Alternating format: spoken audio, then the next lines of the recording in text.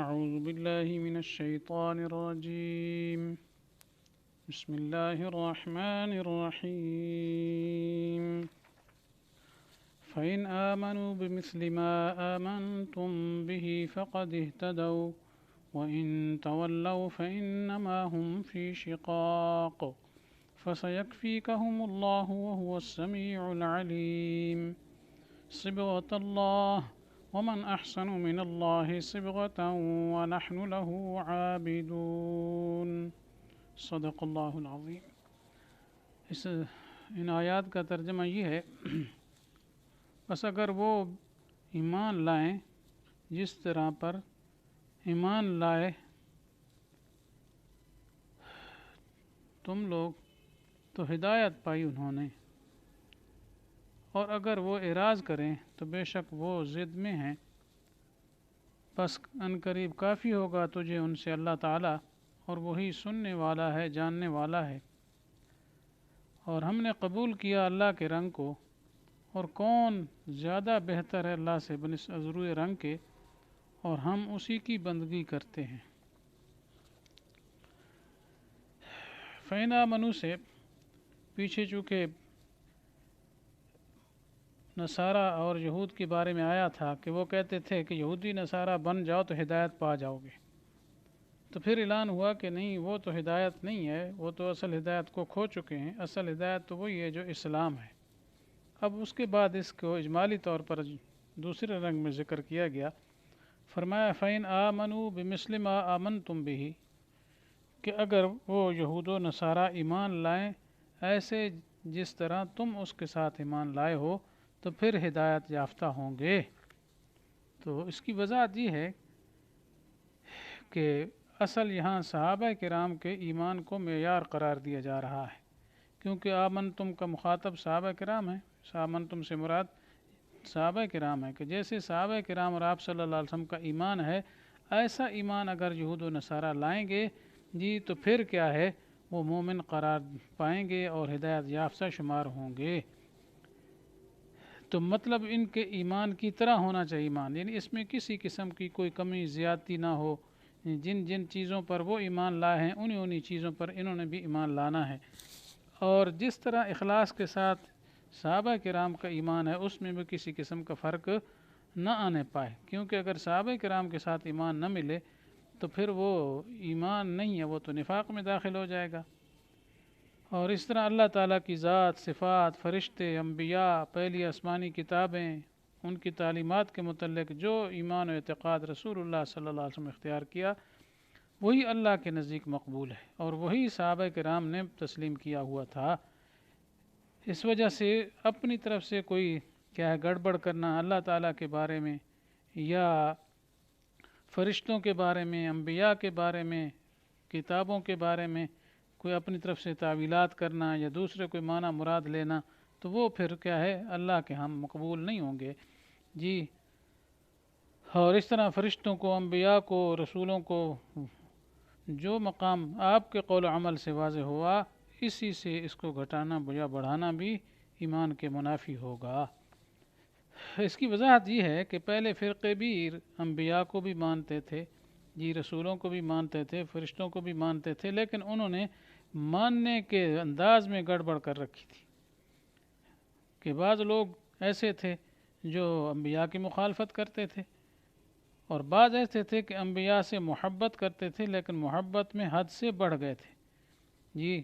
کہ وہ بعض ایسے تھے مثلا جیسے عیسائی تھے، عیسیٰ علیہ السلام کو تیسرا خدا مانا، ایک گروہ نے عیسیٰ علیہ السلام کو اللہ کا بیٹا قرار دے دیا. تو اس طریقے سے یہود و نصارہ نے گڑبڑ کر رکھی تھی انبیاء کے بارے میں، بعض کو مانا بعض کو نہ مانا. اس طرح فرشتوں کے بارے میں بھی بعض فرشتوں کا انکار کرتے تھے، اور بعض ایسے تھے جو بجائے فرشتوں کے انکار کے فرشتوں کو مان کر پھر کیا ہے فرشتوں کو اللہ کی بیٹیاں قرار دیتے تھے. تو یہ غلو تھا. تو اس وجہ سے اس آیت میں تنبیہ کی گئی کہ ایمان وہی معتبر ہوگا جو آپ صلی اللہ علیہ وسلم نے بتایا ہے جی، جس میں افراط و تفرید کسی قسم کا نہیں ہے. انبیاء کو ان کے مقام پر رکھنا، فرشتوں کو ان کے مقام پر رکھنا. اس وجہ سے انبیاء کی محبت ضروری ہے.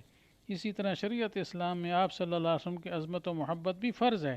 ٹھیک ہے، اسی وجہ سے آپ نے فرمایا لا یؤمن احدکم حتی اکون احب الیہ من والدہ وولدہ والناس اجمعین، کوئی شخص اس وقت تک پکا مومن نہیں ہو سکتا، مومن نہیں ہو سکتا جب تک میں اس کو سب چیزوں سے زیادہ محبوب ہوں، یعنی میرے حکم کے مقابلے میں جی اور کسی چیز کی طرف نہ جائیں، تب ایمان ہے کہ جب آپ سے محبت کامل ہوگی۔ لیکن اس کا یہ مطلب نہیں ہے کہ آپ صلی اللہ علیہ وسلم کے اندر کوئی ایسی صفت مانے جو اللہ تعالیٰ کی صفت ہے، جی کہ اللہ تعالیٰ کی علم میں، قدرت میں، ہر جگہ موجودگی میں جی وہ کہے جیسے اللہ تعالیٰ ہیں ویسے ہی آپ صلی اللہ علیہ وسلم ہیں، تو یہ حد سے بڑھ جانا ہے اور اس آیت کے یہ خلاف ہے۔ اسی طریقے سے نبی کے مرتبے کو گھٹانا، جو مرتبہ آپ صلی اللہ علیہ وسلم سے ثابت ہے جی یہ بھی گڑبڑ ہے۔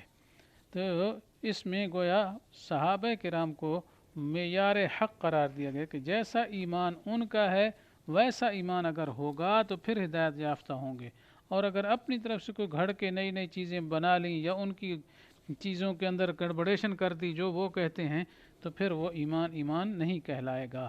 تو اس لیے آگے فرمایا وَإِن تَوَلَّوْا، اگر وہ اس سے اعراض کرتے ہیں، تمہارے جیسا ایمان قبول نہیں کرتے یہود و نصارہ، تو فَإِنَّمَا هُمْ فِي شِقَاقٍ، تو فرمایا ان کی تو عادت ہی ضد ہے، تو وہ ضد میں کھڑے ہوئے، یعنی مسئلہ تو واضح ہو چکا ہے، مسئلے کی وضاحت میں کوئی کمی نہیں ہے، وہ ضد ہی کر رہے ہیں، اور ضدیوں کا حال یہی ہوتا ہے کہ وہ باوجود حق کے ظاہر ہونے کے پھر بھی ماننے کے لیے تیار نہیں ہوتے، ضدی کو کبھی ہدایت نہیں ہوتی۔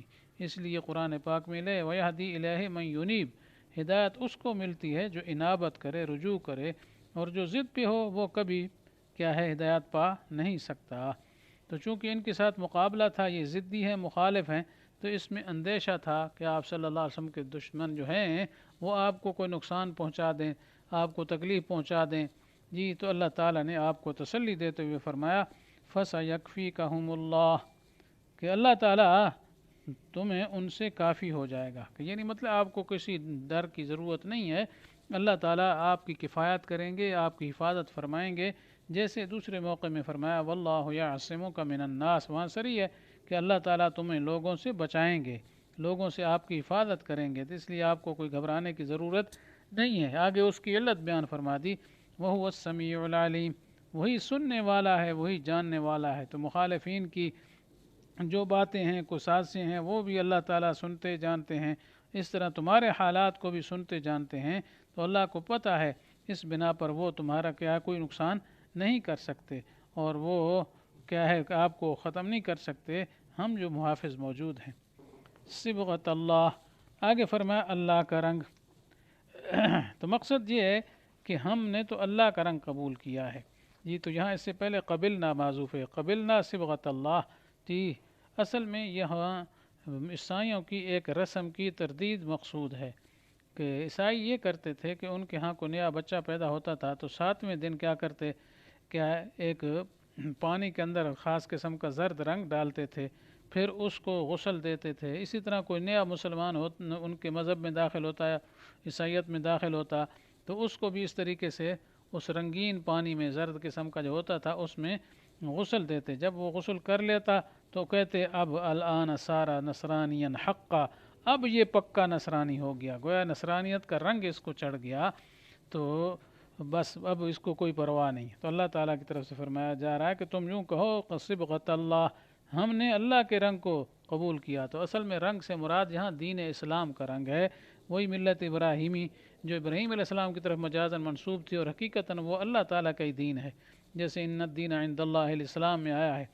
تو اللہ کا رنگ ہے، یعنی اللہ کا دین جو ہے اس کا رنگ ہم پر چڑھا ہے۔ تو آگے فرمایا ومن احسن من اللہ صبغہ، اللہ تعالیٰ سے زیادہ کیا ہے رنگ دینے والا حسین کون ہو سکتا ہے، اللہ سے بہتر کون رنگ دے سکتا ہے۔ تو مقصد یہ ہے کہ اللہ تعالیٰ نے جو رنگ دیا ہے وہ سب رنگوں سے کیا ہے بہتر ہے۔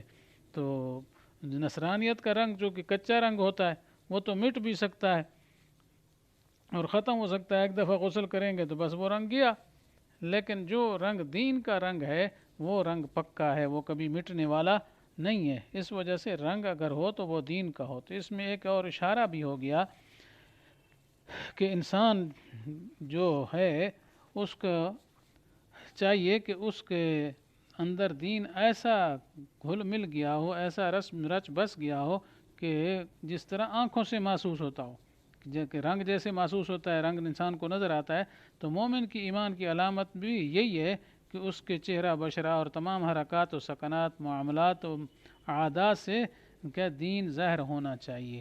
یہ نہ ہو کہ نام تو دین اسلام کا ہو اور کام سارے اسلام کے خلاف ہوں، جیسے آج کل کے ہمارے لوگوں کا حال ہو گیا ہے جی، کہ اسلام کا نام تو لے لیتے ہیں لیکن سارے عادات جی، معاملات، معاشرات سب ان کے کیا ہے مسلمانوں کے مطابق نہیں ہیں، بلکہ کفار کی نقل کرتے ہیں ہر کام میں، لباس میں، چہرے مورے میں، کھانے پینے میں، اٹھ کر کھڑے ہو کر کھائیں گے، کھڑے ہو کر پیشاب کریں گے جی، سلام کرنے کا طریقہ بھی اور ہو گیا، سارا کچھ بدل کے رکھ دیا ہے. اور اس کو وہ مغرب کی تقلید میں اتنے اندھے ہو گئے ہیں کہ وہ فخر سمجھتے ہیں کہ ہم کوئی بڑے آدمیوں کے کیا ہے نقالی کر رہے ہیں تو ہم بھی انہیں جیسے ہو گئے ہیں. یہ تو غلام کی عادت ہوتی ہے کہ وہ کیا ہے اپنے آقا کی تابعداری کرتا ہے اور اس کی عادات کو، اطوار کو اپناتا ہے. لیکن افسوس ہے کہ جو لوگ ہمیں لوٹ کر کھا گئے، ہمارا سارا خزانہ لے کر چلے گئے، اب ان کی نقل کر رہے ہیں اور انہیں کی لباس، انہوں کا حالات، سارا کچھ ان کے مطابق کرنے لگے ہیں. تو یہ انتہائی کمزوری کی علامت ہے کہ عقل بھی پورا کام نہیں کر رہا ہے. تو بہرحال اسلام حقیقی جو ہے اس کا رنگ وہ کیا ہے انسان کے عادات وغیرہ میں آنا چاہیے، انسان کے معاشرت میں، حرکات سکنات میں، ہر چیز میں آنا چاہیے. اس لیے اس کو اشارہ کیا کہ یہ رنگ ہے اللہ کی طرف سے اور یہ رنگ نظر آنا چاہیے. تو جب اللہ کے رنگ کو، اللہ کے دین کو ہم نے قبول کر لیا تو آخر میں خلاصہ بتا دیا وَنَحْنُ لَهُ عَابِدُونَ، ہم تو اسی کی بندگی کرتے ہیں، اسی کی غلامی کرتے ہیں. مطلب یہ ہے کہ عبادت کی جتنی اقسام ہیں جی، سجدہ ہے، نظر نیاز ہے، سور و پکار ہے، یہ صرف اللہ ہی کی کریں گے. لہو مقدم ہے تو یہاں حصر کا فائدہ دے رہا ہے. نحن لہو عابدون، ہم اسی ہی کی عبادت کرنے والے ہیں، اللہ کو چھوڑ کر اور کسی کی عبادت کرنے والے نہیں ہیں. تو بہرحال اس آیت میں یہ چیز بیان کی گئی ہے. اللہ تعالیٰ سے دعا ہے کہ اسی کے مطابق ہمیں زندگی ڈھالنے کی توفیق عطا فرماوے. وآخر دعوانا ان الحمد للہ رب العالمین.